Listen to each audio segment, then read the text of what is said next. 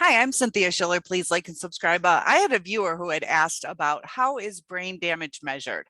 And I have a couple videos on the damage that is done to us, also the damage that was done to the narcissist. And we'll go a little bit into that like a review. So if you hang in there, I have some brain scan images that'll kind of help. But brain damage can be measured and it does kind of correlate to mental illness. So there are physical injuries such as a motorcycle accident, a blow to the head, but mental illness also causes damage, and it does affect the way the person reacts to things. So please hang in there or scroll forward to see the scans because they're pretty interesting. But there are some neurophysiological assessments that can be done. So there's certain traits that a person has to have. There's also ways to find out what the person feels as far as themselves or as far as different situations. So there are some tests and they're pretty good about trying to detect lies or over exaggerations. But there's also like the brain scans. So what exactly is mental illness? Mental illness is a health condition that changes a person's thinking, feelings, or behavior, or even all three of these. And it can cause distress and difficulty in functioning. So as you notice with these narcissists, a lot of their relationships go bad. The closer they are with the person, the more those relationships fall apart because narcissists choose basically their favorite victim. And that's the one that they suck dry. They feel that person is always going to be there because they, through trauma bonding, caused us to feel like we need to get our relief from them. So we stick around. So the thing with mental illnesses is it's kind of on the rise. It's kind of sad. There's a lot of narcissism that goes undetected because not all narcissists go for diagnosis. If they do, they often, since you guys know, they are master manipulators. They will trick even the therapist. So somebody with a mental illness doesn't necessarily look like they're sick. So there's certain things such as depression, schizophrenia, ADHD, which is attention deficit hyperactivity disorder, things like autism, obsessive compulsive disorders, and even narcissism is a mental illness. So each illness will alter a person's thoughts, feelings, and their behaviors in certain ways. So there are different characteristics, even with bipolar, borderline personalities. So things like depression, schizophrenia, ADHD will be presented in greater detail than many of the other mental illnesses. So narcissism often is really hard to detect. But there is a component to diagnoses where they have to have it affect their life in some negative way, which I think is a crazy criteria. So basically, if the narcissist gets away with acting with all these terrible traits, they don't get diagnosed. And I will get into the brain activity being measured in just a minute, but disorders like epilepsy, Parkinson's, multiple sclerosis are brain disorders, but those are neurological. So those are different than mental illnesses. So the lines between mental illness and these other brain or neurological disorders are kind of blurred at times. So people, different scientists have continued to investigate the structure of the brain, the chemistry, the functions, and they believe that mental illness does have a biological basis. So it can be related to family members. So mental illness in the population. This is some very interesting statistics. 20% of Americans, they believe, or about 1 in 5 people over the age of 18 have some form of diagnosable mental disorder in a given year. 1 in 5. So as you move forward, be aware, that there are people out there with baggage. That's why it's really good before you get into a relationship to release the baggage, because if you're going through some major depression, that's in those statistics, 1 in 5, 3% of the population have more than one mental illness at one time. So if you're watching the Amber Heard Johnny Depp thing, she has, I believe it's borderline, it might be bipolar, I believe she's borderline and histrionic. So sometimes you have more than one at a time. 5% of these adults are affected so seriously that these mental illnesses interfere with their way of being able to be a functioning portion of society. 5% of adults that are affected. So these severe ongoing mental illnesses include schizophrenia, bipolar, severe forms of depression. A lot of people might have obsessive compulsive disorders or panic disorders. 20% of the doctor appointments that people go to are related to anxiety orders such as panic attacks. So if you guys have been through CPTSD, complex post-traumatic stress disorder, sometimes you might feel like you're actually having a heart attack, or you feel like you have a brain tumor, something is going on, or you feel unsettled, or maybe it starts to give you ulcers. A lot of damage can be done through these horrible relationships. 8 million people have depression each year. So if you're feeling like, what is wrong with me? I feel like an alien on this planet. You're no different than 8 million people. So take care of yourself, get through the situation. It does get better as long as you go through the stages of grief. I have a video on that if you'd like to search it through my channel, or message me and I'll let you know more about it. 2 million Americans have schizophrenia.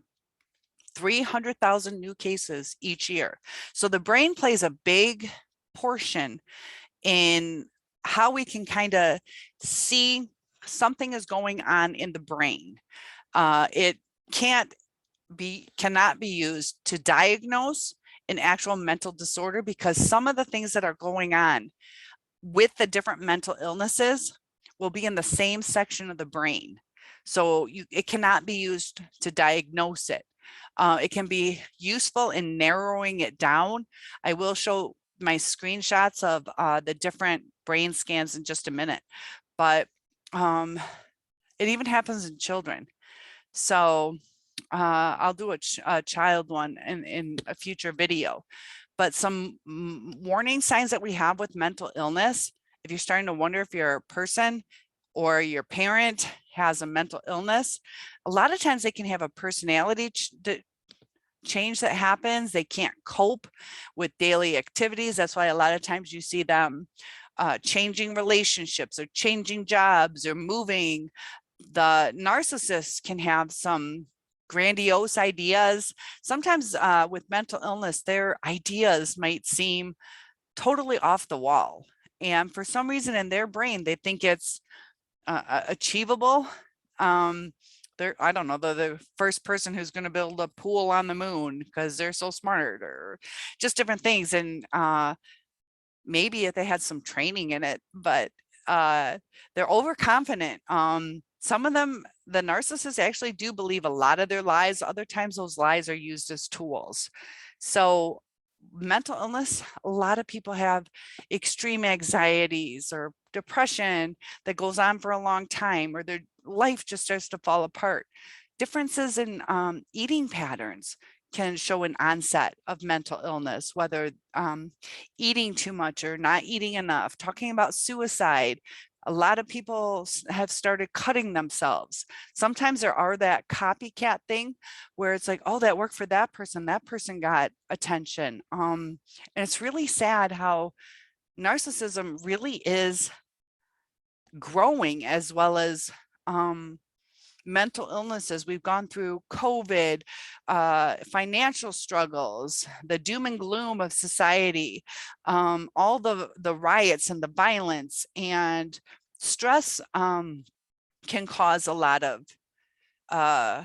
like with schizophrenia, you go through a certain amount of time, and as soon as you cross over that threshold, there's no coming back to normal. You go through stress after stress and you just break, and there's no coming back. So narcissism, a lot of you guys wonder, can they heal? Can they change? They can change the way they act, the way that they kind of stop and think, but they don't change the way they feel. Just like, you know, I believe I have a narcissistic neighbor, and I got tripped by his dog, and I got mildly hurt, not that bad, but his reaction was just started laughing at me. And it is kind of funny, but that's how the narcissist is it's like, they don't think of any like, oh my gosh, are you okay? So that's just their reaction. That's just their state of mind. So when you're going through these relationships, they're going to react just like me falling over a dog. Some of you might be like, oh, are you okay? Because you have compassion. Other times, you know, just like a junior higher or a high school student, they see those things as funny. And it's just how they are. That's just how they are. So I had a strong soul. It didn't bother me that he laughed, because I get it. You got to brush things off. But it's just a superficial example of how their mind works. They don't snap to compassion. They snap to it's funny or handling it in a different way.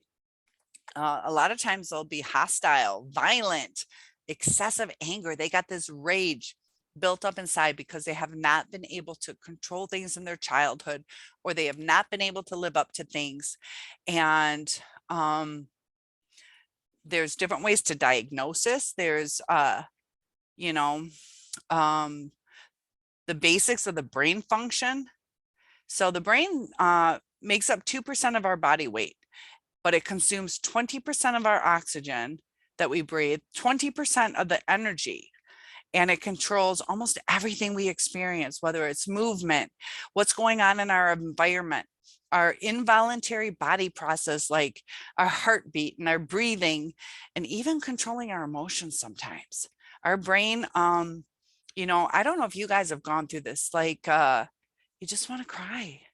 You just want to cry, or tears just come out, and sometimes it's hard to stop them. You don't want to cry, but it's almost like your brain's taking over, because there are hundreds of thousands of chemical reactions every second within our brain.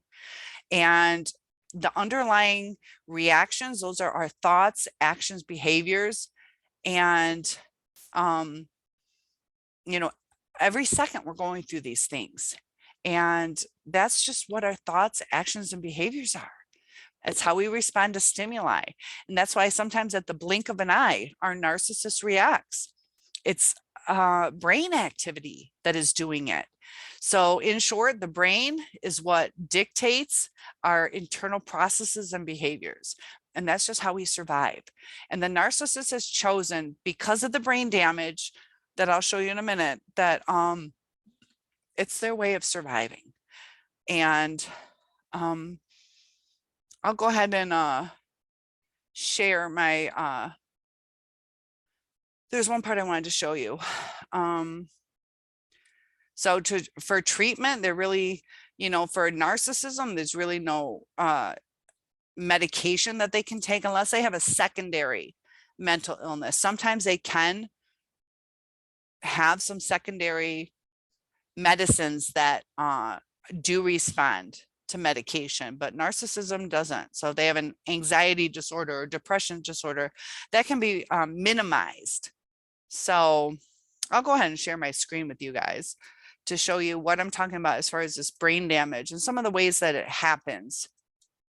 And let's see, it's doing it a different way. This is different. Sorry, guys. Let me enlarge this. So I'm going to share my screen. There we go. Thanks for your patience. And I'll enlarge this for you. So here you can see a healthy brain. So this is a PET scan of our normal brain. This is within a child. So the regions that are high red and also is high activity. And the low activity is the blue black. So only the primitive structures such as the brainstem, and that's the only portion that is fully functional in this child. Other regions are like the center is fully functional. The temporal lobes are what in childhood, early childhood, the experiences are what wires the circuits. What wires the circuits. So if you can think about the electricity in your house, when it's put together, if it's faulty, something's going to go wrong. The narcissist has faulty wiring, and it's just kind of due to a decrease in brain activity, brain mass and matter. So right here, this is an abused brain. I do go into this in that other video, so I won't go too in depth, but this is a Romanian orphan. This child was institutionalized shortly after birth. And here you can see, because of that deprivation, the failure to thrive, the temporal lobes, which are the ones that regulate our emotions. That's how we receive input from the senses. That's how we learn. That's how we cope. That's how we know what our environment is all about.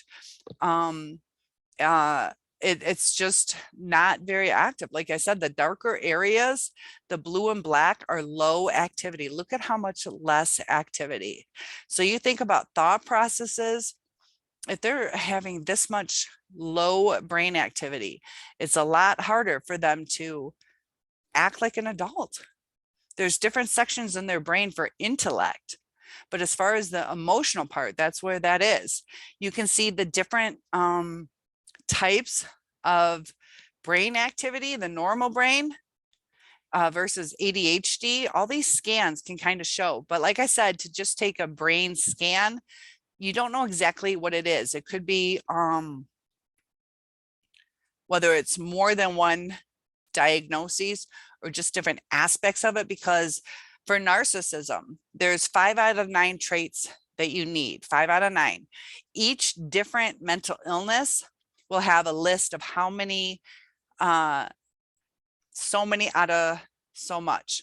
Narcissism's 5 out of 9. Other ones, I believe it's bipolar is also 5 out of 9, might be borderline, but there are certain key things. But sometimes you might only have one in common, so it's hard to tell, is that narcissism or bipolar. Sometimes you might have different ones in common or without commonality, so it's hard to kind of tell. But here you have a normal brain. This is a PTSD brain, which probably looks pretty similar to a CPTSD. PTSD is a one-time thing, like a traumatic bombing or a death of somebody or a murder. But we've been through CPSD, complex post-traumatic stress disorder, because it's been so prolonged. Here you can see the normal brain, the bipolar brain. These are all brain imaging scans. So you can see that there is a difference in activity. There's also a difference in brain mass. The amygdala, which is our fight or flight, deals with our emotions. Just the activity is different. Here you can see all the different ones: OCD, obsessive compulsive, depression, anxiety, bipolar. And you can see a lot more activity going on when you're not depressed. So that's why you feel lethargic on the depressed brain. You don't want to do as much. It takes a lot more energy. But when you're not depressed, it's almost like a natural energy. Things just kind of go with the flow. It's a lot easier to get through life when you're not depressed.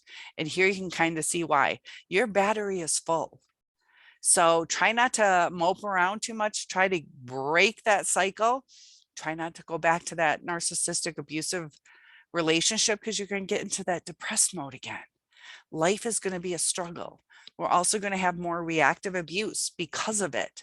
Because, you know, when you're tired or you're hurt, you get more on edge, and we get more frustrated easier.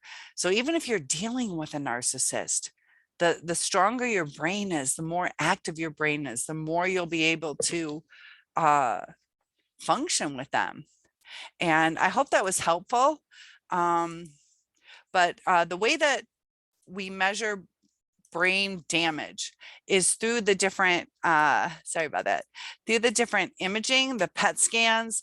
And as far as diagnosing the mental illnesses, We can look at the scan to kind of give us a little guidance. We can use the neuropsychological evaluations to help us. We can do personal interviews with the person. We could talk to family members to see what they're saying, what matches up, what doesn't, how the narcissist or the mental ill person's life has been affected.